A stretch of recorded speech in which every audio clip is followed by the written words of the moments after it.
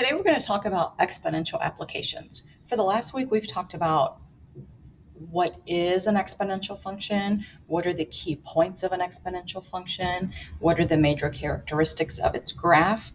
So the whole point of doing all of that was so that we can actually work with applications in real life. So here's an example. Jimmy is going to invest $200 into an account where his money will grow by 10% each year. If he leaves his money and tracks its growth, let's answer the questions. Okay, well, let's talk about a few things here. We know right here, this is where we're going to start. So this is going to be our initial amount. And I know a lot of people get a little nervous when they see percents. So let's take away the anxiety here and just think of that as 10 hundredths or 0.10. All right. And now we're going to have a throwback to Unit 1, where I ask you about the independent units and the dependent units. So you're going to ask yourself, does the amount of money he has depend on the time he invests? Or does the time he invests depend on the amount of money he makes? Well, we know that the money that he makes depends on the time, which is in years. All right, so now we want to fill in this chart to represent his amount of money over time. Please be patient with me for this because I'm going to show you how to do this in several different ways just to lead up to how the equation would look. So we know the initial amount is $200. At time zero, he's investing $200. All right, after 1 year, we're going to take 10% of his $200 and we get $20. So we're going to add the $20 that he makes to the $200 that he has. So after year 1, he has $220 total. He's going to keep that invested. And after another year, we're going to take 10% of the 220, and that's $22. So we're going to add the $22 to the 220, and we get $242. All right, so now I'm going to take 10% or multiply 0.10 times 242, and we get 24.2, but remember, we're dealing with money, so we need to consider 2 decimal places to take care of both of our cents. So if we add the $24.20 to $242, oh my goodness, it's time. So we're going to take 24.20 plus 242.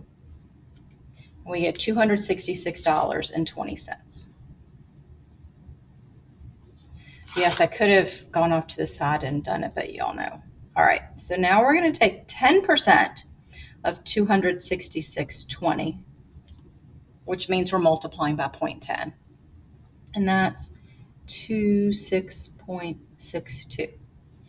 And so we will add the 266.20 to 26.62, and we get $292.82. All right, and now we have our last one.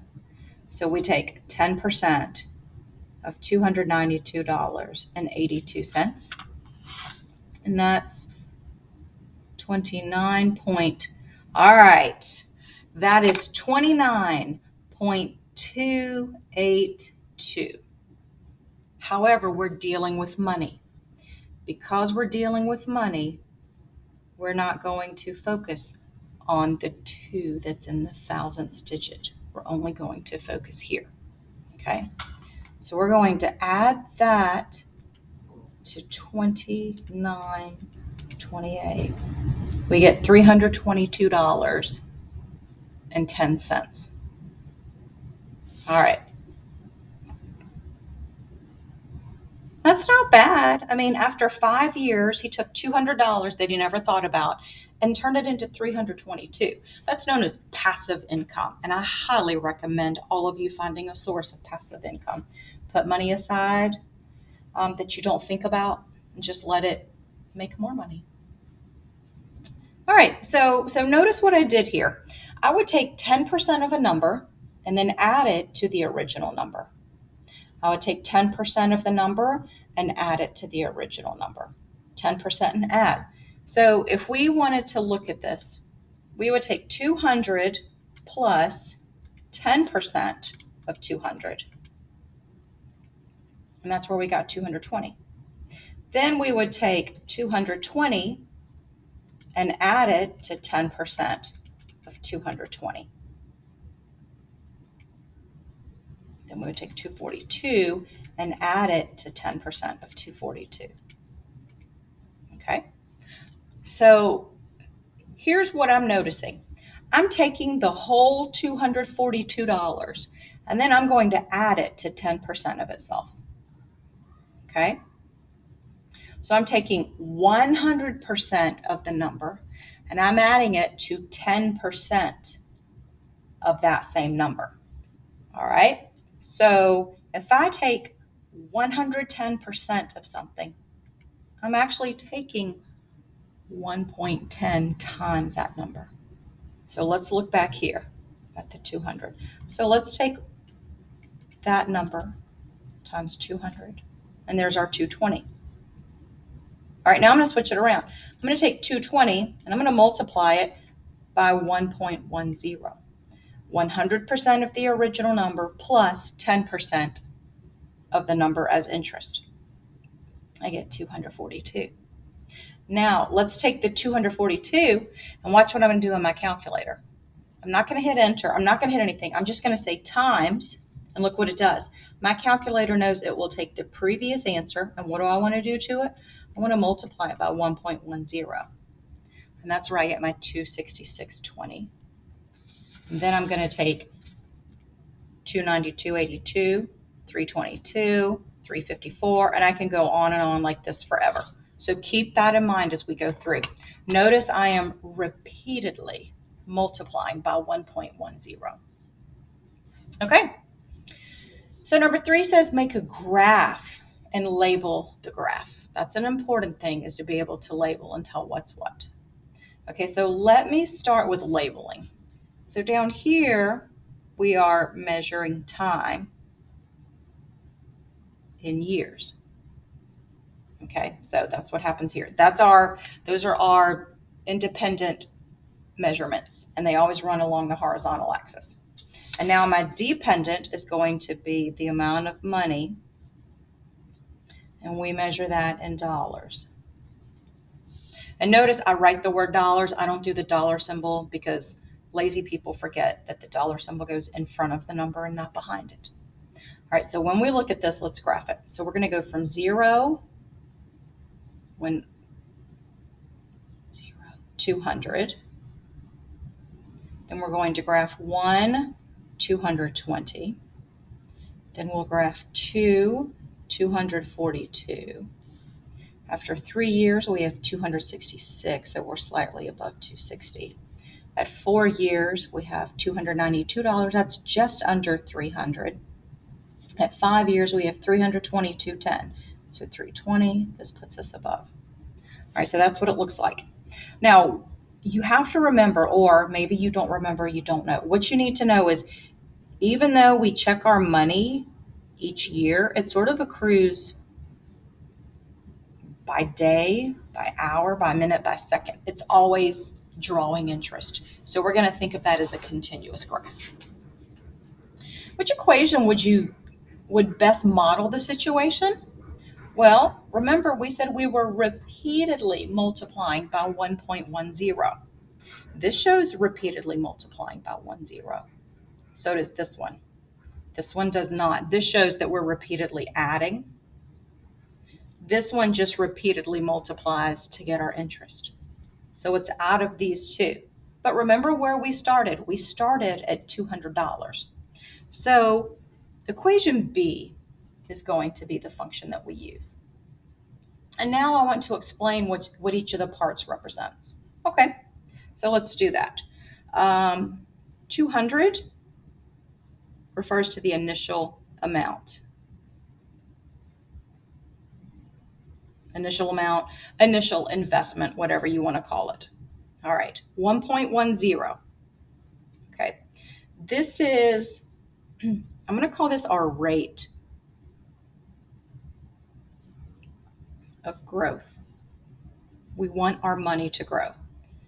So think about this.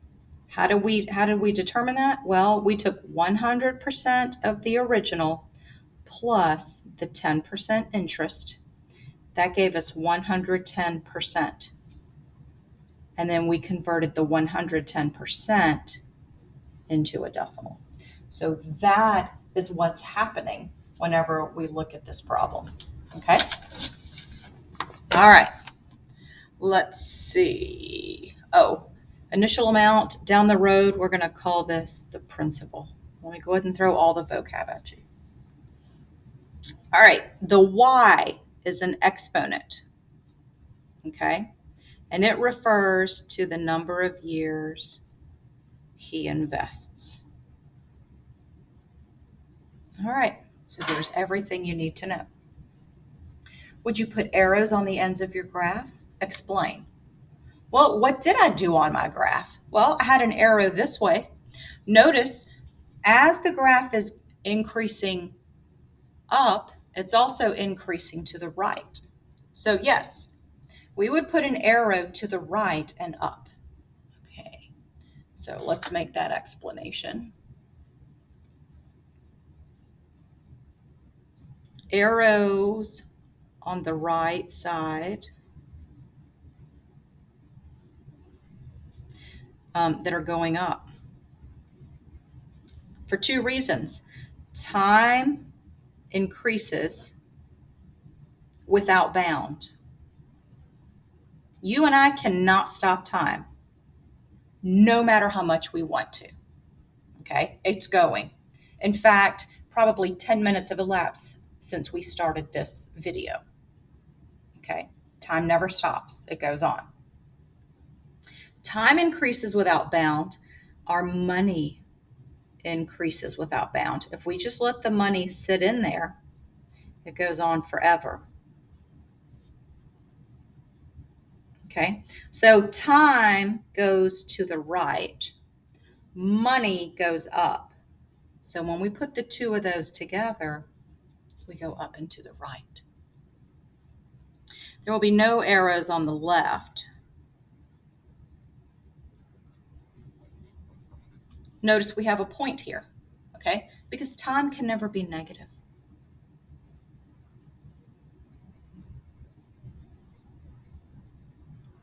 And we start at 200. At no point do we dip down. Do we go below 200? Now, number 6 leads you to the question in number 7. What will be the domain and the range in this situation?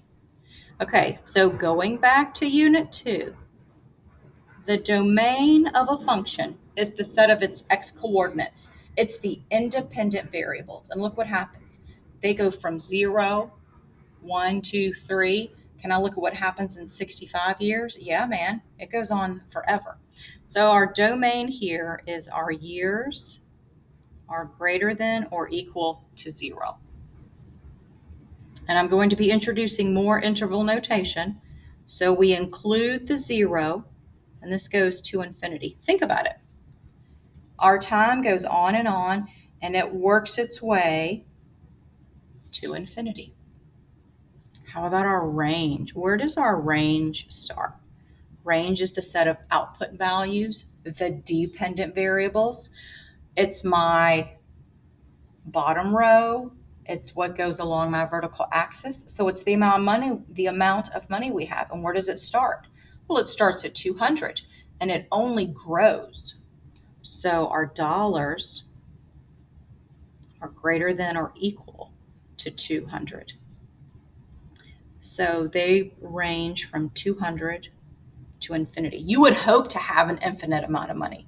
If you leave this money in the bank indefinitely, it's going to grow money for you. When someone says it grows exponentially, that means it's getting bigger faster or smaller faster. It just depends. All right, so that's everything with exponential applications. Now I want to talk about what happens if instead of growing something, We are actually decaying something. So problem B, the half-life of Tylenol can be estimated at 3 hours. This is the time it takes there to be half as much medicine left in your body. We'll begin with a dose of 100 milligrams, and we're going to model this situation. All right. So the independent variables and the dependent variables. Does the amount of medicine in your body depend on the time, or does the time depend on the amount of medicine in your body?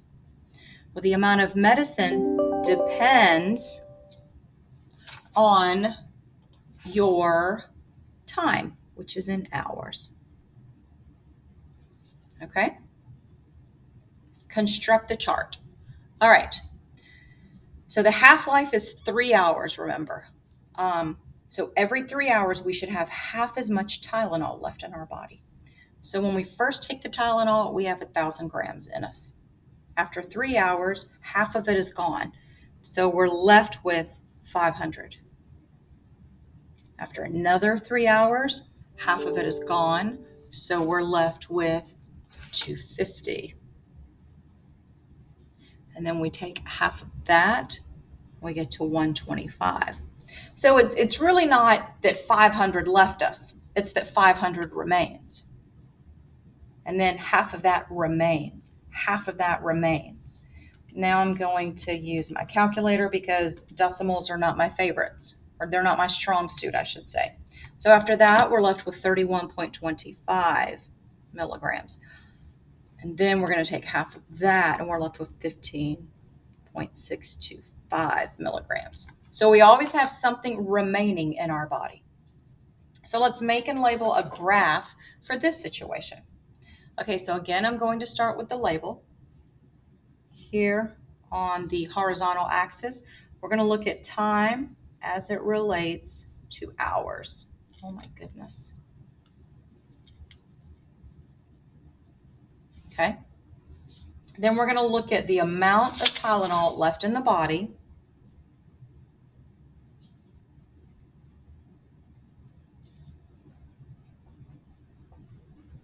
And we measure that in milligrams.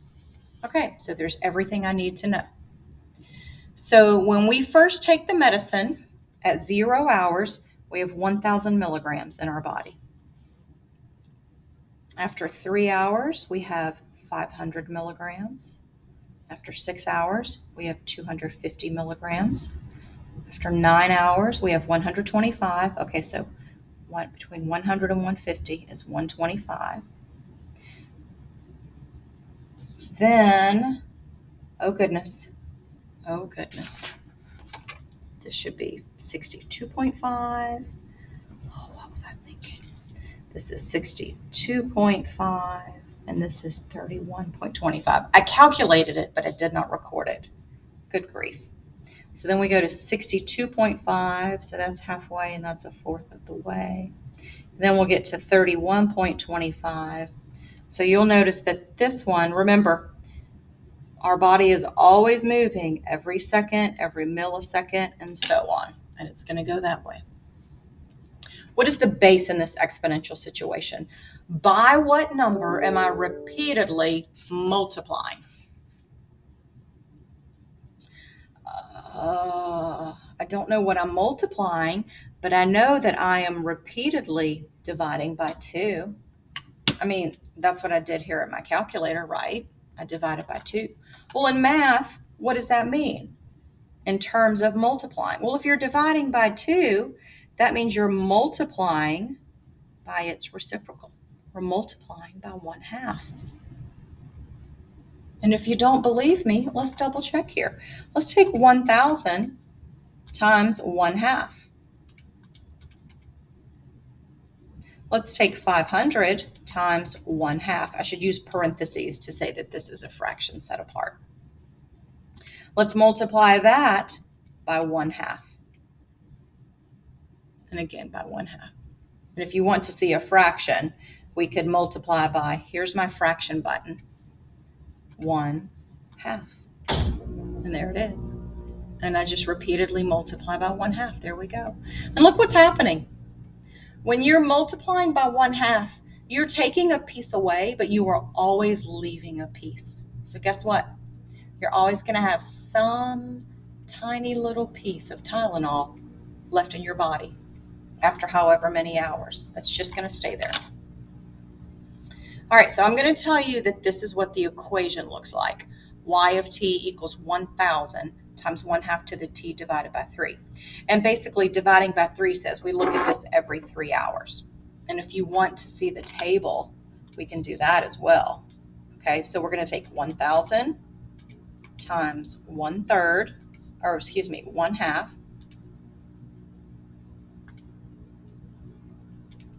And we're going to raise that to the 1/3 power.